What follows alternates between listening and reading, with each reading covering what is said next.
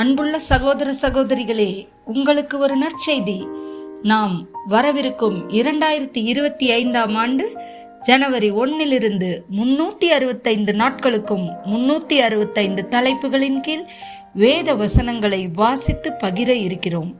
நீங்கள் இதை அனுதினமும் கேட்டு தியானித்து ஆசீர்வாதத்தை பெற்றுக்கொள்ளுமாறு கேட்டுக்கொள்கிறோம். அது மட்டுமல்ல, இதை சப்ஸ்கிரைப் செய்து உங்கள் நண்பர்களிடமும் பகிர்ந்து கொள்ளுமாறு அன்புடன் கேட்டுக்கொள்கிறோம். நன்றி.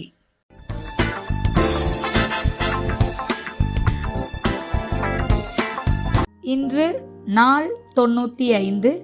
தலைப்பு பிளவுபட்ட இருதயம். 1 சாமுவேல் 7:3. அப்பொழுது சாமுவேல் இஸ்ரவேல் குடும்பத்தார் யாவரையும் நோக்கி, நீங்கள் உங்கள் முழு இருதயத்தோடும் கர்த்தரிடத்தில் திரும்புகிறவர்களானால் அந்நிய தேவர்களையும் அஸ்தரோத்தையும் உங்கள் நடுவிலிருந்து விலக்கி உங்கள் இருதயத்தை கர்த்தருக்கு நேராக்கி அவர் ஒருவருக்கே ஆராதனை செய்யுங்கள். அப்பொழுது அவர் உங்களை பெலிஸ்தியருடைய கைக்கு நீங்களாக்கி விடுவார் என்றான். 1 ராஜாக்கள் 18:21. அப்பொழுது எலியா சகல ஜனத்தண்டைக்கும் வந்து, நீங்கள் எந்த மட்டும் 2 நினைவுகளால் குந்தி நடப்பீர்கள்?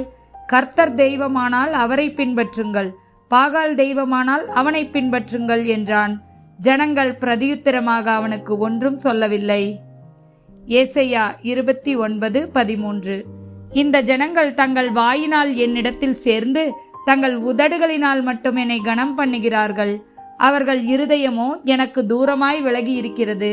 அவர்கள் எனக்கு பயப்படுகிற பயம் மனுஷராலே போதிக்கப்பட்ட கற்பனையாய் இருக்கிறது. மத்தேயு 6:24. 2 எஜமான்களுக்கு ஊழியம் செய்ய ஒருவனாலும் கூடாது.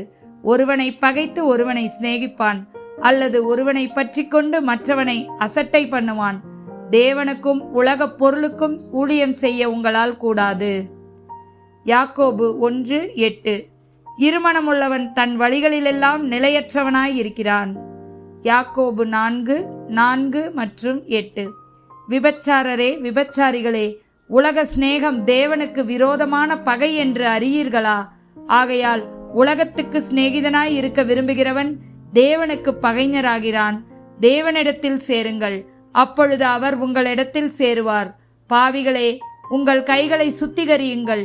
இருமனமுள்ளவர்களே, உங்கள் இருதயங்களை பரிசுத்தமாக்குங்கள். ஆமேன்.